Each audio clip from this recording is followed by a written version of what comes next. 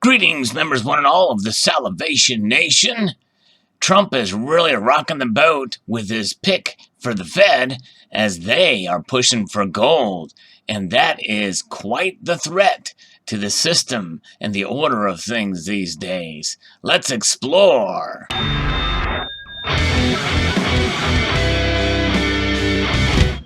Yes, you see here the Board of Governors of Federal Reserve System here. It looks like Trump his Fed picks push for gold is troubling some lawmakers out there. Prominent economists agree that a return to a gold-linked dollar would not be better for the average American. Interesting subtitle here. This comes to us from Politico.com, considered the source. Let's pick this apart here.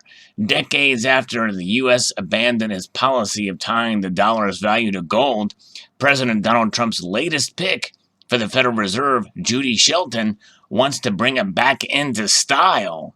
Shelton's longtime promotion of a return to a gold standard is so out of the mainstream that it's likely to be an obstacle on her road to Senate confirmation. Yet it's only one of several ideas she has espoused that would redefine and diminish the Fed's role in the economy. And that matters because while Shelton would be only one of 7 Fed governors, if confirmed, she would be in line to chair the central bank if Trump wins re-election. A gold standard would make deficit spending much more expensive. It would likely limit the central bank's ability to take the kind of extraordinary measures that it did during the financial crisis to stop the economy from going into free fall. Well, go figure. Because right now, there's nothing constraining the Federal Reserve from doing anything they want in terms of printing money. So it is a threat because a gold standard would essentially tie their hands. Well, that's quite revealing from Politico and this commentary. That's really interesting indeed. And they're basically saying that it's only the Federal Reserve that will prevent the economy from going to free fall. And that may be true under a lot of these policies that I believe are damaging to the economy, big government policies and the like, that socialist type of policies that we've seen for the past 8 years, and with all the spending that's going on even right now with Trump as president. It would link the Fed's interest rate decisions to the gold market fluctuations rather than its current goals of fighting inflation and maximizing unemployment.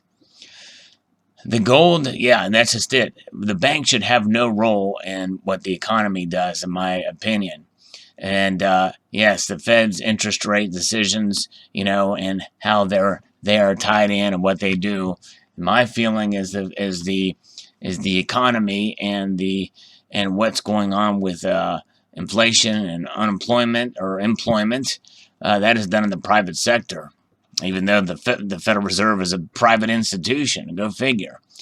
The gold standard would probably shatter a lot of people's dreams around the world right now, said Senator Richard Shelby of Alabama, a key member of the Banking Committee, which will vet her nomination.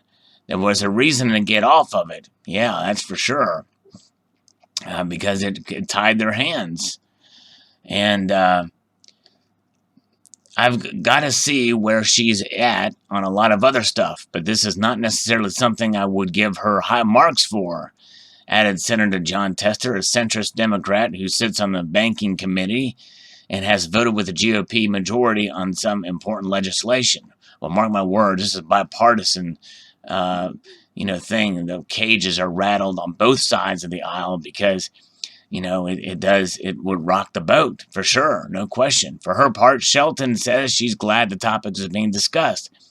I'm actually quite grateful that these ideas, which have been my focus for some 25 years, are being elevated to the level of public debate without people's eyes glazing over, she wrote in one of multiple emails to Politico. While even Shelton agrees that the U.S. is nowhere near being on track to returning to a gold standard, which was fully abandoned by President Richard Nixon in 1971, the idea has maintained popularity in certain conservative and libertarian circles as a way to increase the dollar's stability. That's particularly true among those with a strong distrust of the Fed, a camp that includes Shelton.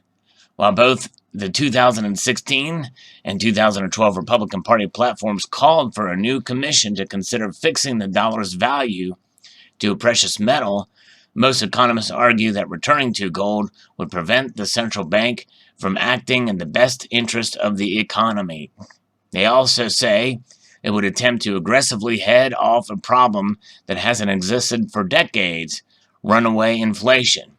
Although, while true, there has still been inflation, and at least 2% each year, and for all what's been going on, we're overdue for a runaway inflation. I won't necessarily say hyperinflation, but we're long overdue for an economic downturn, which could cause inflation to become very concerning at a faster rate than it is now. In 2012, the University of Chicago's Booth School of Business asked 40 prominent economists whether return to the gold standard would be better for the average American. All of them said no. Look at that. Chicago's Booth School of Business. Yeah, and there are 40 economists from Chicago, of all places. Yeah. I'm sorry, but I can't help but be a bit jaded by what some of these economists they interview for things like this. Support for tying the dollar to gold's value makes a Fed candidate manifestly unqualified. In the same way, I wouldn't have a Surgeon General who supported leeches and bloodletting, said Jason Furman, a Harvard professor and former chief economist, to President Barack Obama. Again, go figure. That's exactly the kind of statement we would get from somebody who doubled the national debt and deficit spending in his 8 years as president.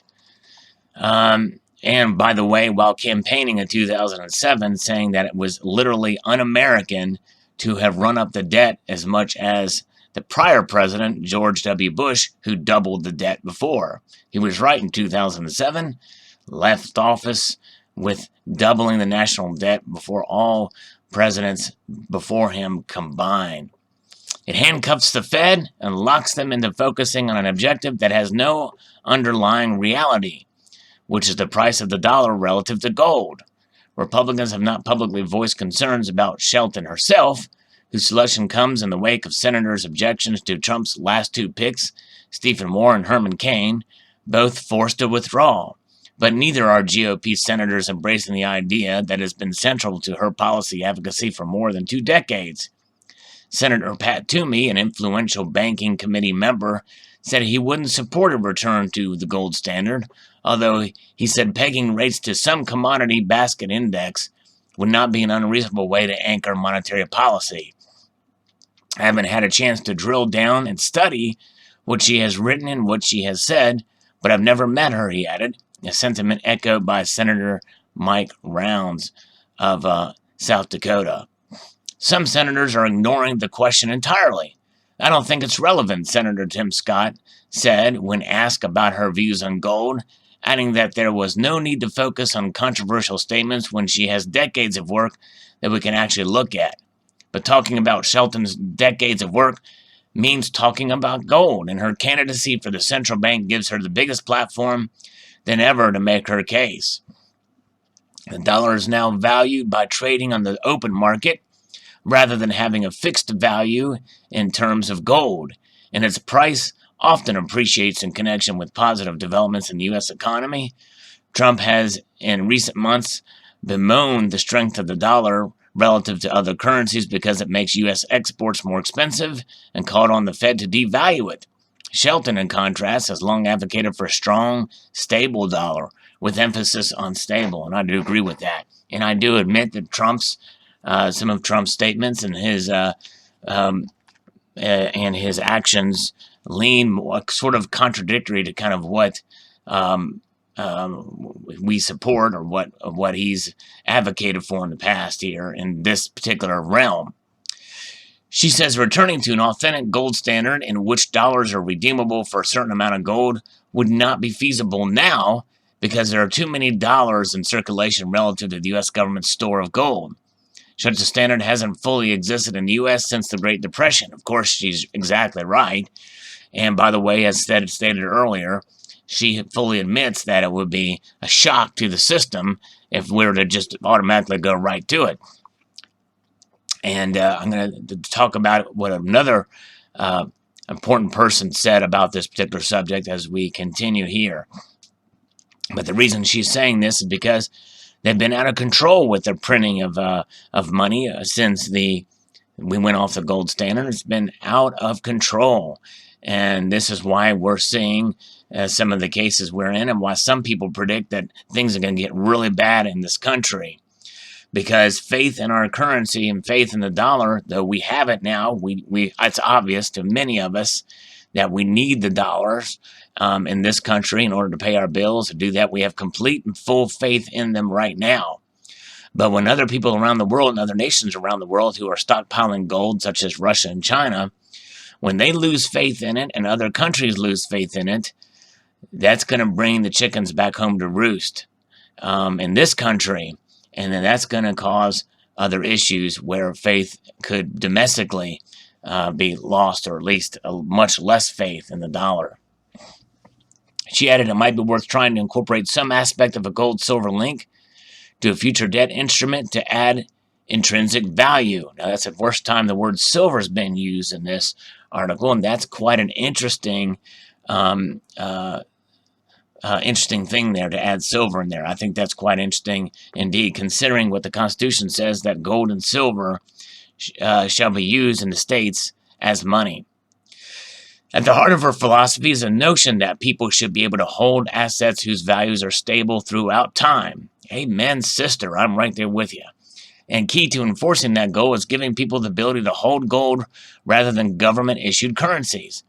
The dollar comes closest to being a global medium of exchange, though its efficiency is greatly reduced because its value constantly fluctuates, Shelton wrote in 2012. How can a global economy function optimally when the foremost monetary unit of account for measuring value shifts unpredictably across borders and through time?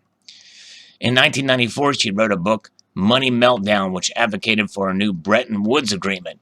Under that World War II era agreement, countries tied their currencies to the value of gold so exchange rates wouldn't fluctuate much.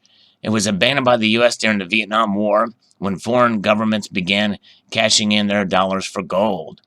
Shelton has suggested that one way to move forward toward an updated agreement would be by a decision by Treasury to temporarily issue bonds that are redeemable in either dollars or gold, an idea floated by Alan Greenspan, who would later chair the Fed in 1981.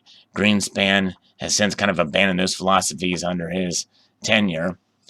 She said such an example set by the U.S. would lead other countries to adopt a similar approach, essentially allowing countries to determine the relative value of their currencies.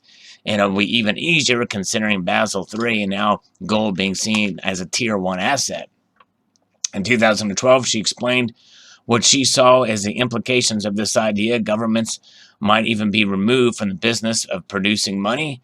A new universal gold reserve bank could evolve towards the end of the transition process, bundling contracts into gold-linked securities.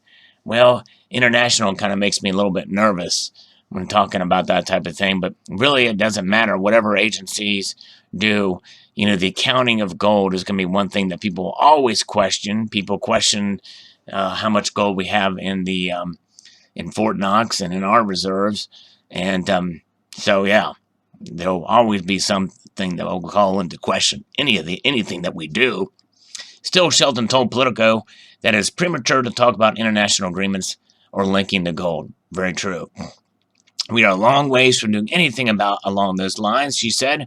I do think that by identifying currency devaluation as being an unfair trade practice, President Trump is showing international economic leadership. Linking the dollar to gold would prevent central banks from being able to devalue their currency relative to the dollar to gain an export advantage against the U.S., something Trump has been pressing the Fed to do.